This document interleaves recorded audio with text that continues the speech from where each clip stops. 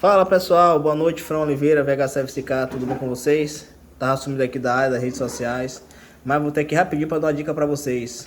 Motor rajando, cliente reclamando, nem sempre o motor tá com problema. Pegou uma Mercedes C180 hoje, né, compressor, o cliente reclamou que tava com barulho no motor, levou em outra oficina, condenaram o motor dele. Mas para nossa surpresa, a vela do segundo cilindro se encontrava desse jeito aqui, ó. A cerâmica soltou da base da vela, vazando compressão interna do cilindro pela vela, aqui ó, e o motor chacoalhando. Vou pedir ajuda aqui ao colega Rafael aqui, se eu pode lhe mostrar o que foi acontecer. Segura aqui, Rafael, o celular aqui rapidinho. Não, balança a vela, meu, balança a vela aí, balança a vela. Não, aqui ó. Pega aqui na parte da cerâmica aqui, balança aí, pra dentro e pra fora.